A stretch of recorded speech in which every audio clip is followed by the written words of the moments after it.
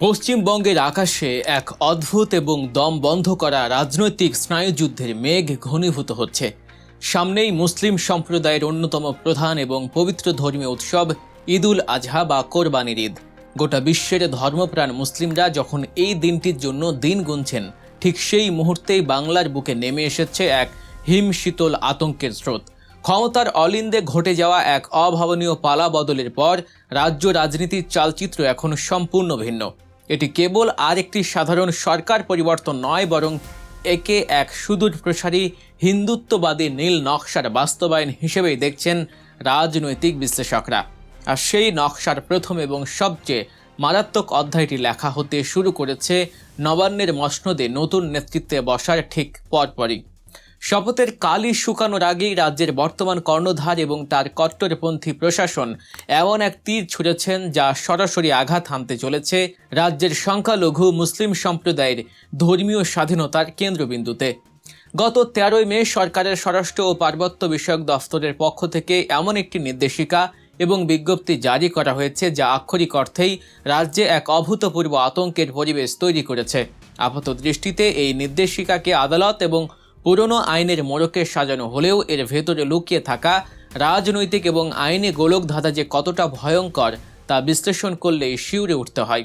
Supreme court এবং কলকাতা হাইকোর্টের পুরনো কিছু নির্দেশের দোহাই দিয়ে এবং 1950 সালের পশ্চিমবঙ্গ পশু হত্যা নিয়ন্ত্রণ আইনের ধুলো পড়া পাতা উল্টে এই ফতোয়া জারি করা হয়েছে। বিজ্ঞপ্তিতে পরিষ্কার জানিয়ে দেওয়া হয়েছে যে প্রকাশ্য যত্রতত্র বা বাড়ির আঙিনায় আর কোনোভাবেই পশু কোরবানি করা যাবে না। গরু, ষাঁড়, বলদ, বাছুর কিংবা মহিষ সব ক্ষেত্রেই এই নিয়ম কঠোরভাবে প্রযোজ্য। কোরবানির কাজটি সম্পন্ন করতে হবে শুধুমাত্র সরকার অনুমোদিত এবং স্বীকৃত কসাইখানায়। কিন্তু আসল চমক এবং শ্বাসরুদ্ধকর ফাঁদটি লুকিয়ে আছে এর ঠিক পরের ধাপে। আপনি চাইলেই আপনার কোরবানির পশুটিকে নিয়ে কসাইখানায় গিয়ে জবাই করতে পারবেন না। এর জন্য আপনাকে সংগ্রহ করতে হবে একটি আইনি ফিটনেস সার্টিফিকেট বা ছাড়পত্র। আর এই সার্টিফিকেট পাওয়ার যে শর্ত সরকার বেঁধে দিয়েছে তা যে কোনো সুস্থ মস্তিষ্কের মানুষকে হতবাক করে দেবে। এটি এমন এক শর্ত যা কার্যত গোটা প্রক্রিয়াটিকেই একটি অসম্ভব এবং অবাস্তব প্রহসনে পরিণত করেছে। নির্দেশিকা অনুযায়ী কোনো পশু কোরবানির ছাড়পত্র তখনই পাবে যখন পৌরসভার চেয়ারম্যান বা পঞ্চায়েত সমিতির সভাপতি এবং একজন সরকারি পশু চিকিৎসক লিখিতভাবে একমত হবেন। কখন তারা একমত হবেন? যখন পশুটির বয়স 14 বছরের বেশি হবে। শুধু বয়স নয়, পশুটিকে প্রজনন বা কোনো ধরনের কাজের জন্য সম্পূর্ণ অক্ষম হতে হবে। পশুটির বার্ধক্য, আঘাত, বিকৃতি বা অন্য কোনো দুরারোগ্য ব্যাধির কারণে স্থায়ীভাবে অক্ষম হওয়া বাধ্যতামূলক। অর্থাৎ একটি অসুস্থ, বিকলাঙ্গ, অথর্ব এবং মৃত্যুর প্রহর গোনা পশুই কেবল সরকারের চোখে কোরবানির যোগ্য, যা ইসলামী শরীয়তের সাথে সম্পূর্ণ সাংঘর্ষিক। এবার একবার ঠান্ডা মাথায় এই নিয়মের পেছনের ভয়াবহ মনস্তাত্ত্বিক এবং আইনি কূটকৌশলটি বিশ্লেষণ করে দেখুন। ইসলাম ধর্মের রীতিনীতি এবং শরীয়তের বিধান অনুযায়ী কোরবানির জন্য একটি নিখুঁত, সুস্থ, সবল এবং ত্রুটিমুক্ত পশু হওয়া একেবারেই বাধ্যতামূলক। কোনো অন্ধ, খোঁড়া, অসুস্থ, বিকলাঙ্গ বা অত্যন্ত বয়স্ক পশু দিয়ে কোরবানি দেয়া ইসলামী শরীয়তের সম্পূর্ণ অবৈধ। ধর্ম বলছে পশু হতে হবে ত্রুটিমুক্ত, আর নতুন রাজ্যের আইন বলছে পশু হতে হবে বিকলাঙ্গ এবং দুরারোগ্য ব্যাধিতে আক্রান্ত। একদিকে ধর্মীয় বাধ্যবাধকতা, অন্যদিকে রাষ্ট্রীয় আইনের রক্তচক্ষু। এই দুইয়ের মাঝে দাঁড়িয়ে পশ্চিম বাংলার লক্ষ লক্ষ সংখ্যালঘু পরিবার আজ সম্পূর্ণ দিশেহারা। তারা বুঝতেই পারছেন না আসন্ন ঈদে তারা তাদের ধর্মীয় বিধান আদৌ পালন করতে পারবেন কিনা। এটি শুধুমাত্র একটি প্রশাসনিক নির্দেশ নয়, বরং এটি একটি নির্দিষ্ট সম্প্রদায়ের মানুষকে মানসিকভাবে পঙ্গু করে দেওয়ার এক নিপুণ কৌশল। সরকার এখানেই থেমে থাকেনি। এই নির্দেশিকাকে বাস্তবে রূপ দিতে প্রশাসনকে দেয়া হয়েছে অসীম এবং নিরঙ্কুশ ক্ষমতা। সরকারি পশু চিকিৎসক বা স্থানীয় প্রশাসনের কর্তারা যখন পরিদর্শনে যাবেন, তখন কোনো ব্যক্তি তাদের বিন্দুমাত্র বাধা দিতে পারবেন না। এই নির্দেশ অমান্যকারীদের বিরুদ্ধে জিরো টলারেন্স বা শূন্য সহনশীলতা নীতি গ্রহণ করা হবে বলে সুস্পষ্ট হুমকি দেওয়া হয়েছে। কেউ যদি এই অদ্ভুত ফিটনেস সার্টিফিকেট ছাড়া পশু কোরবানি করেন অথবা সরকার নির্ধারিত কসাইখানা ছাড়া নিজের বাড়িতে বা মহল্লায় কোরবানির কাজ সম্পন্ন করেন, তবে 1950 সালের আইন অনুযায়ী তার বিরুদ্ধে কঠোর আইনি ব্যবস্থা নেওয়া হবে। এই অপরাধকে একটি জামিন অযোগ্য এবং ধর্তব্য অপরাধ হিসেবে গণ্য করার কথা বলা হয়েছে।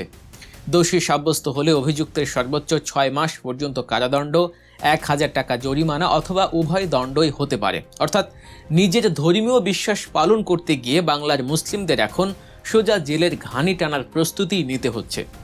ভাবুন সেই দিনটির কথা, কোরবানির ঈদের পবিত্র সকালে যখন চারদিকে উৎসবের আমেজ থাকার কথা, তখন হয়তো পশ্চিম বাংলার অলিতে গলিতে শোনা যাবে পুলিশের গাড়ির সাইরেন, বাড়ি বাড়ি তল্লাশি, কসাইখানাগুলোতে আকস্মিক হানা এবং বিনা ওয়ারেন্টে গ্রেফতারের এক ভয়াবহ থ্রিলার মঞ্চস্থ হতে পারে রাজ্য জুড়ে। একটি স্বাধীন ও গণতান্ত্রিক দেশে ধর্মের দোহাই দিয়ে এমন চরম বাড়াবাড়ি এবং স্বৈরতান্ত্রিক নির্দেশিকা পশ্চিম বাংলার বুকে এক গভীর ক্ষতই তৈরি করেছে। অনেকে ভাবতে পারেন প্রশাসন তো লোক দেখানো একটি আপিলের সুযোগ রেখেছে। হ্যাঁ, বিজ্ঞপ্তিতে বলা হয়েছে কেউ যদি সার্টিফিকেট না পান তবে তিনি 15 দিনের মধ্যে রাজ্য সরকারের কাছে আবেদন জানাতে পারেন। কিন্তু এই সুযোগটি আসলে একটি নিষ্ঠুর পরিহাস ছাড়া আর কিছুই নয়। 15 দিন ধরে আপিল করে যখন জবাব আসবে ততদিনে ঈদের সময়সীমা কবেই পেরিয়ে যাবে। এটি অধিকার থেকে বঞ্চিত করার এক সুপরিকল্পিত এবং দীর্ঘস্থায়ী চক্রান্ত।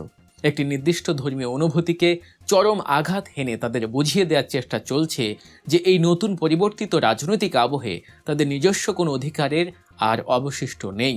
রাজনৈতিক বিশ্লেষকদের মতে কলকাতা হাইকোর্টের 2018 সালের রায় এবং 2022 সালের নির্দেশিকাকে হাতিয়ার করে বর্তমান সরকার যে খেলা শুরু করেছে তা বাংলার ধর্মনিরপেক্ষতা এবং সম্প্রীতির কফিনে শেষ পেরেকটি পুঁতে দেওয়ার শামিল।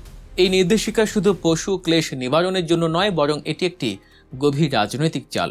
এর মাধ্যমে একটি নির্দিষ্ট গোষ্ঠীকে বার্তা দেওয়া হচ্ছে এবং রাজ্যের রাজনৈতিক মেরুকরণকে আরও তীব্রতর করা হচ্ছে।